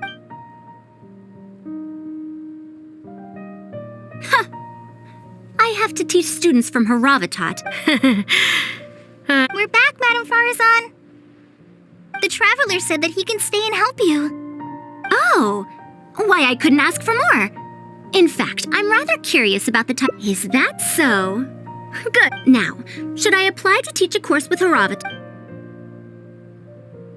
I don't know if Tainari's told you about this before, but while my research involves learning about ruins and the mechanisms within them, I don't belong to Kasharawar, which specializes in researching mechanisms, nor am I in Spontamod, which specializes in researching energy flow. Instead, I'm part of Haravatat, which specializes in languages and scripts. She has been invited to Kasharawar multiple times to continue her research, but she's rejected them each time. Just listen to how they introduce themselves. In the future, Kasharawar will be the only Darshan with the ability to research mechanisms. There's no such thing as exclusivity in knowledge. Besides, the current Kasharawar is more concerned about how mechanisms can be used in everyday life, while my research involves textual analysis of ruins. If they're trying to use the collaborative project as an excuse to have me reconsider again... No, that's not it. The request this time is from Akara Crafts. The representative of Kasharawar recommended you to them, Madame Faruzan. In truth, she told me that it's because she respects you a lot. Oh, respect? Oh, my. Putting aside my ideological differences with Kasharawar, I suppose I must acknowledge this attitude of theirs. At the very least, they're bounds above those decrepit Haravatat fools. Yeah, Akara Crafts is a pretty nice shop. Well, since both of you feel as such, I shall first hear this proposal. In summary, Akara Crafts wants to design a series of early learning toys that will cultivate curiosity and learning in children. Early learning toys. Interesting. The academia agreed to work with them because they hope that these toys can help children become excellent researchers in the future. True. The current academia is in need of some new blood. If the children start learning now, perhaps I can find some talented students in a few years. Madame Faruzan, you still haven't found any students? Anise, Kasharawar's representative, should be staying in the inn at Port Ormos. If you want more details, you can find her there. Port Ormos? Now there's a place I haven't been to in a long time. I wonder how much it's changed. I probably can't join you since Port Ormos is a little far from here. I should probably go back and report to Master, and then review today's homework. No worries. Go do your homework, Kale. Once I'm done with everything here, I'll head over to Pardistii.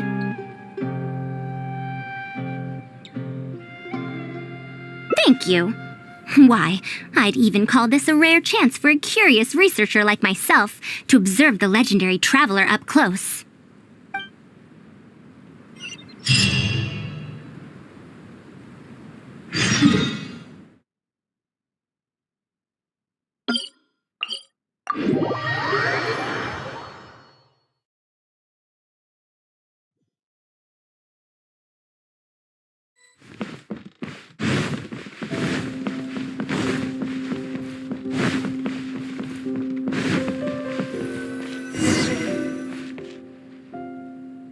Madame Faruzan! Oh, it's really you. Did you change your mind? All right, calm down.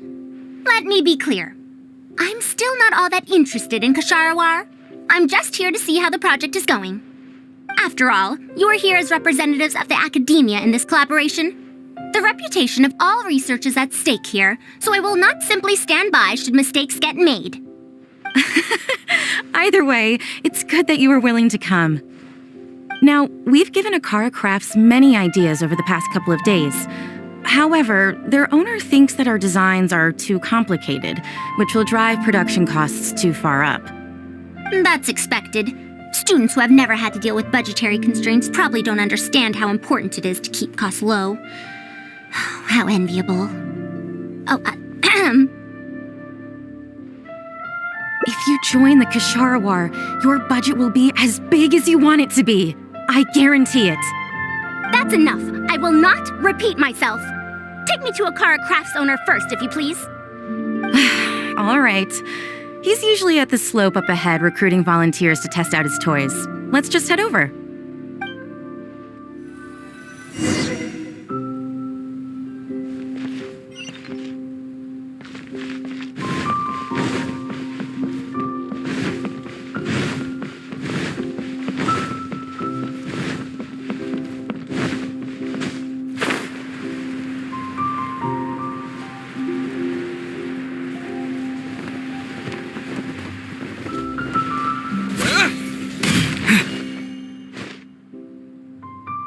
Mamdu, the one I recommended is here. Oh, so you're, Madame Faruzan? Yes, that's me. Ah, wonderful. We haven't been able to make any progress on our collaboration recently. We've made many suggestions, but Miss Anise thought that those ideas were too simple and wouldn't be effective in training the mind. These early learning toys are meant to help the academia train future researchers, after all. If they're too simple, then how are they any different from regular toys? But if they're too complicated, not only will they be expensive to produce considering our production capabilities, but they won't have much broad appeal to Sumeru's children either. So the design can't be too complicated, but it can't be too easy to play with either. I remember that in your notes, many contraptions have managed to fulfill complex functions despite using simple parts. Maybe we can do something similar with these early learning toys. The contraptions in my notes? I didn't create those. I simply took the contraptions in the ruins apart and analyzed them. But now that you mention it, the ruins did have things like that. Do you have a pen, paper, and scissors? I'll make a paper prototype. You have an idea already? I suppose I should have expected as much of a respected academia senior researcher. We do have those, yes. Please, help yourself. Oh, you're done already? Let me explain. These 3 thick lines represent 3 poles. These paper strips of varying lengths represent rings of different sizes. They can be slotted onto the poles and stacked up like a tower. Well, that is easier to make than I expected. So, how is this game played? That's very simple as well. You just need to shift the tower from this pole to another pole. Isn't this a little too simple? Even by the standards of an early learning toy, I mean. Of course, when moving each ring, the paper strips in this case, you must follow one rule. You can only move one ring at a time, and you can't place a bigger ring on top of a smaller one. It's like building a tower.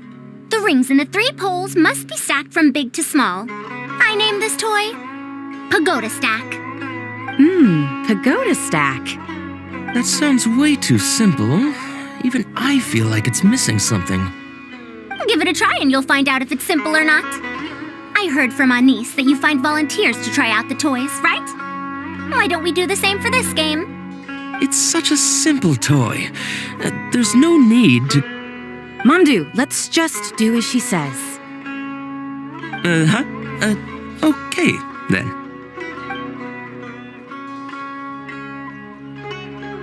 And that's how you play this game. You can all give it a try. Let's see who's able to move the tower to another pole in the smallest number of steps. You called everyone here for such a simple toy? It doesn't look like it'll take that many steps. Come on, we all promised to help Mr. Mamdu test out the new toys. He said he'd give us new Genius Invocation TCG cards.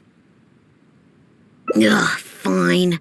Let's get this over and done with so we can head back and play cards.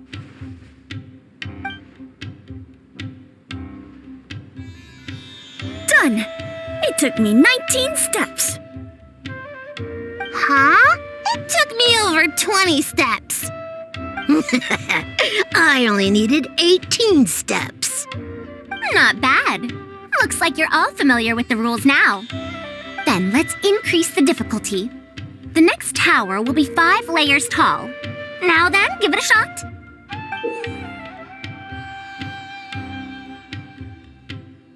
Wait, there's more? Well, since we're already here, why don't we just give it a try? An extra layer shouldn't make it that much harder, right?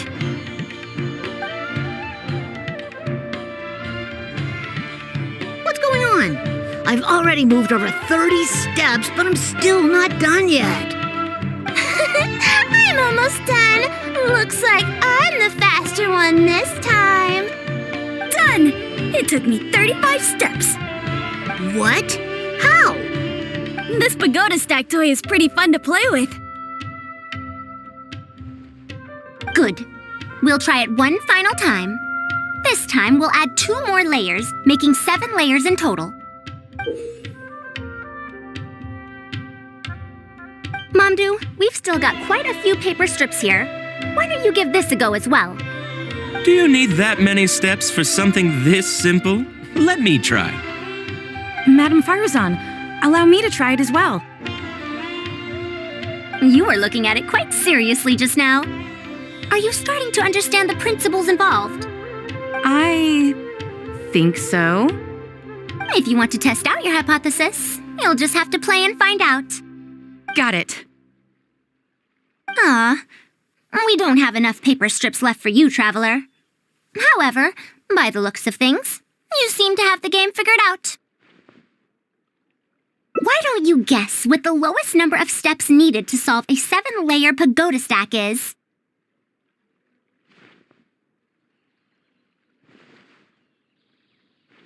What a shame. You were close. However, you did well for someone seeing pagoda stack for the first time. Let's see how well they do then. If I move this small ring, then the big one won't be able to go on top of it. Oh, this is going to take more steps than I expected. I've lost count of how many steps I've taken. Can I restart? This got a lot harder.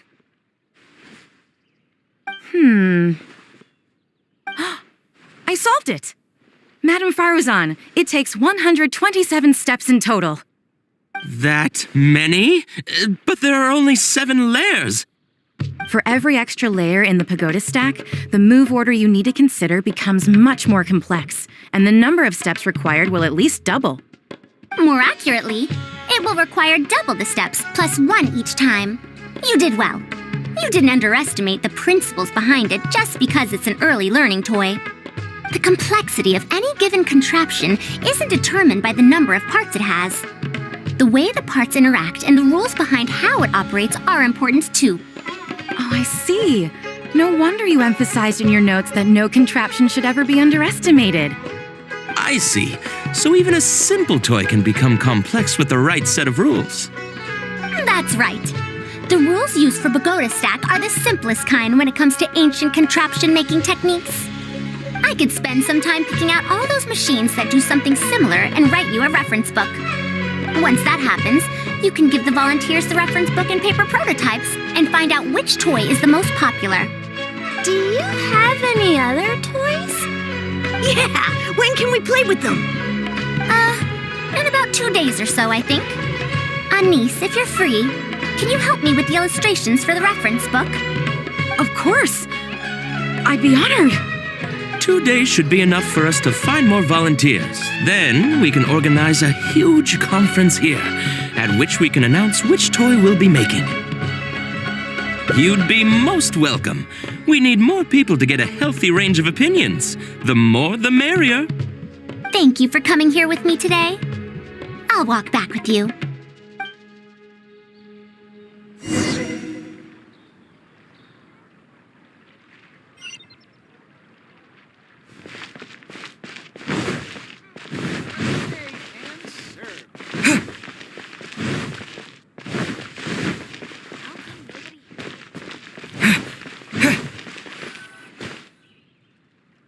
I'll be going then. Say hi to Tainari and Kale for me if you can. Once everything here is settled, I'll make my way over to Pardistii as quickly as I can. You want to ask why I'm unwilling to join them, yes? Putting aside the fact that they're too full of themselves, I actually have no issue with their research methodologies and approach. After all, knowledge is either right or wrong. Superiority and inferiority do not come into the conversation. All researchers are just doing their best to shed light on the unknown in their respective fields of expertise. No matter what corner of the unknown they shed light on, it's a step forward for us all. Because I believe wholeheartedly in that principle. Even if the others call my research useless, as long as the knowledge I gain from it is accurate, it could become useful in the future. In the end, useful and useless are concepts that shouldn't be used to evaluate knowledge. When I first started deciphering ancient documents, I didn't think about how it'd be useful to Kasharawar. That's why there's no need for me to join them to do useful research. I'd rather stay in Haravatat. It's much more convenient for me to access the materials I need for my research here. Still, The funding that Kasharawar has offered me is so hard to get in Haravatat. Perhaps if this collaborative project goes smoothly, I can even ignore Haravatat and ask for a higher budget directly from the academia. Oh, I could come up with lots of ideas. With Anis's help, 2 days will be enough for our work. However, I'm still undecided as to the style of the reference book's text and illustrations.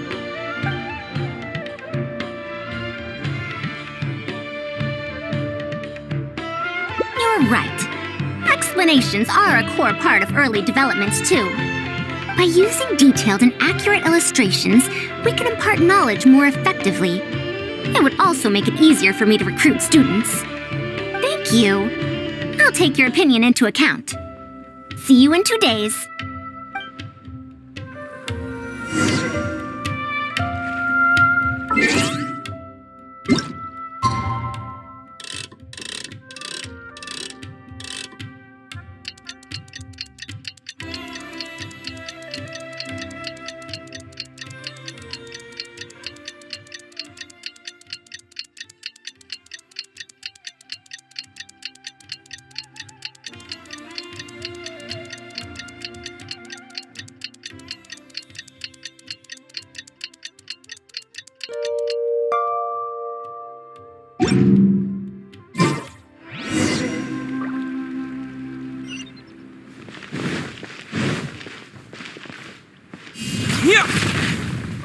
I think a creepy crawly got into the cooking pot.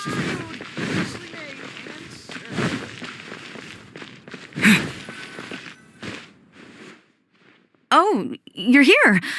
We're just starting to set up the venue.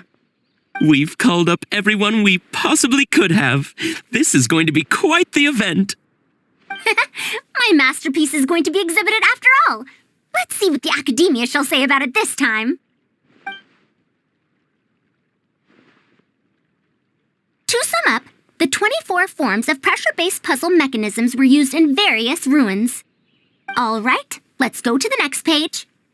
Now, I'll explain the base layer design of elemental monuments. Are we done yet? Oh, I'm falling asleep. I don't understand any of it at all.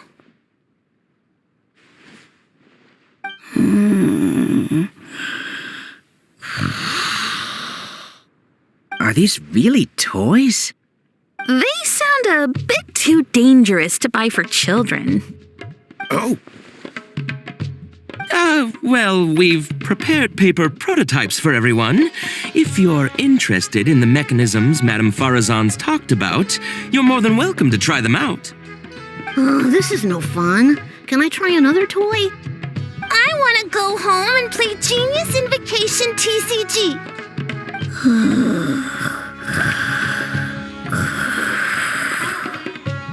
Forget it. I don't think anyone would be interested. I should go home and take care of my children.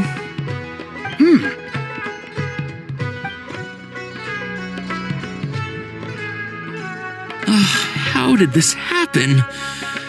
Forget about getting opinions from others. No one even wanted to stay and try them out. I'm sorry. I think we miscalculated. No, you simply gave suggestions. I was the one who decided to follow through. Anise, too, was only following my instructions. I will find a way to make up for this error. Please, give me some time. I'll write another reference book. Excuse me, but are you the one who wrote this reference book? Yes. Who are you? Ah, you're that man Mountain who was in the crowd just now. Do I stand out that much? Well, I guess I don't look like someone who'd have anything to do with toys. Let me introduce myself. I'm Kamal, the branch master of Sumeru's Adventurers Guild. What's the branch master doing here? Were you looking for us, or did something happen? I came to Port Ormos to visit some old friends. On the way over, I saw the booklet you were handing out, so I came to take a look. Can you print a few more copies of this booklet and sell them to the Adventurers Guild? Also, could you make full-fledged models of those paper prototypes and sell them to us as well? What does the Adventurers Guild want with these toys? You may see them as toys, but to adventurers who need to deal with all sorts of machines and contraptions within ancient ruins, this booklet is a true treasure. We have many members who can't read, so books are of little use to them. What they know of handling mechanisms has been learned solely through word of mouth. Even if the academia granted public access to all their books, there are people who can't use them. Ah, and our booklet is practically all pictures. Well, it is designed for children. It might be a bit too difficult for children, but it's perfect for adventurers. Also, those paper strips, you call them paper prototypes? If you can make wooden versions for demonstration purposes, even the most illiterate person would be able to follow along and understand. If we can supply a model set for each branch, and if each adventurer carries a booklet with them, then ruin exploration will become much safer. You really think so? I mean, yes. I always knew it. Knowledge will always be needed, one way or another. Making models of contraptions for the Adventurers Guild? To be honest, that sounds like a good avenue to explore to me. We'll probably have to send in a separate application, but it shouldn't be an issue. After all, this concerns safety during the exploration of ruins. It's a problem that the academia is actually trying to address as well. Then let's cut to the chase and discuss the details of our first order. The amount we're offering to pay in advance is this much.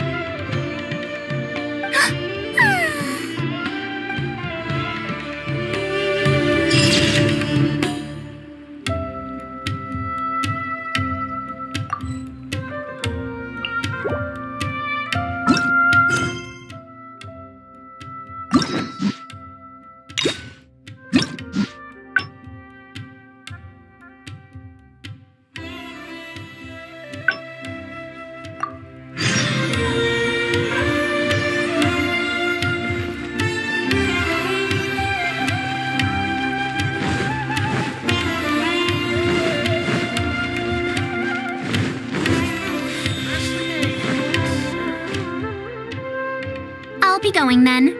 Say hi to Tainari and Kalik, a niece. We haven't had much time to get to know each other, but she seems like a good kid. She's able to calmly figure out the basic principles behind something without being influenced by others. I'll do my best to teach her over the next few days.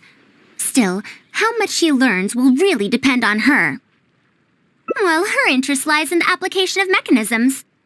I do have some old knowledge to share, but if we think about the future, it's easier for her to learn the things she's interested in if she stays in Kasharawar. My research into mechanisms is, in a sense, a side effect of my research into ancient texts. If she becomes my student to learn how to make modern contraptions, it wouldn't benefit either of us in the long run. However, if she develops an interest in deciphering ancient texts over these next 2 days, that would change things. If I successfully poach a student, those young punks at Haravatat will have one less reason to cut my budget. Perhaps if this collaborative project goes smoothly, I can even ignore Haravatat and ask for a higher budget directly from the academia. Oh, I could come up with lots of ideas. With Anissa's help, 2 days will be enough for our work. However, you're right. If no one understands the reference book, it doesn't matter how detailed it is. It's better to make it simpler and fun so that children will be interested in the subject. It'll also make it easier for me to recruit students in the long run. Thank you. I'll take your opinion into account.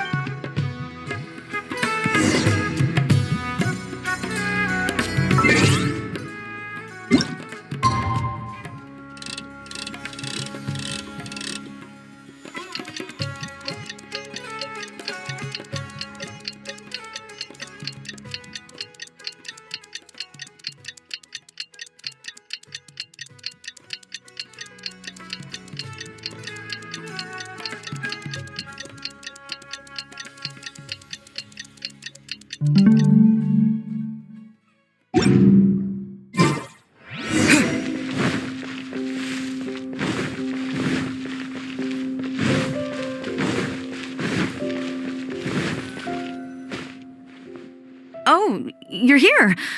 We've called up everyone we possibly... My masterpiece is going to be exhibited after all. Let's see what And if we activate this little mechanism just like that, a Sumeru rose will appear at the top of the cane. Oh, I see. I thought it came out of thin air. It's amazing. If the mechanism was bigger, you could make a rabbit appear, right? Then you can't use a cane. Could you switch it out with a hat or something? You're applying what you learned creatively. Not bad. Let's look at the next page. If you fold an origami bird like this, it'll fly further and more stably. Whoa. You can make a mechanism using just a piece of paper? The principles at play are even more important than the parts that make up a mechanism. These are pretty cool. I'm tempted to try them out. I'm not that interested in toys, but if they'll be beneficial for children's development... Everyone, we have paper prototypes and craft materials that you can use to make your own toys. Come try them out. This is such a well-prepared event. I'll give it a go. But we want to play too! It's fine. We have a lot of paper prototypes and craft materials. All feedback is also welcomed.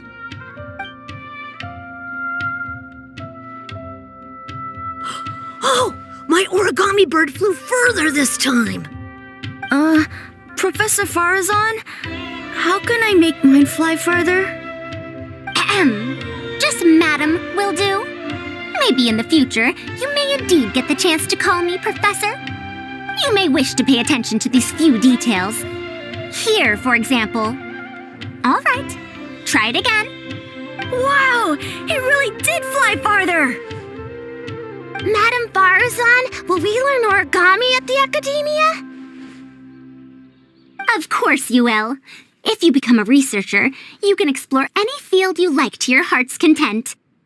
In the future, if you want, you can even become one of my students. But Mom and Dad said that there are 6 darshans in the Academia. Wait, was it 7? Which darshan teaches about mechanisms in origami? Well, in this case, it wouldn't be Haravatat. I know. We need to choose Kasharawar. Huh? I want to attend Kasharawar in the future and fold even better origami birds. I want to make even more awesome mechanisms! Actually, the other darshans do have their own specialties, too. For example, Haravatat specializes in... Pay attention, children. Children? How did this happen? What if we end up in a darshan we don't like? Does that mean that we won't get to learn about the things we do like? No, that won't happen. Take me, for example. I'm a researcher from Haravatat, but I research mechanisms, see? The only person able to restrict your curiosity as a researcher is you. Do you understand what I'm saying? Not really. Huh. It's all right. You still have a long road ahead of you. Now, do you want to learn about some other machines? Let me tell you a story about pressure-based mechanisms and elemental monuments.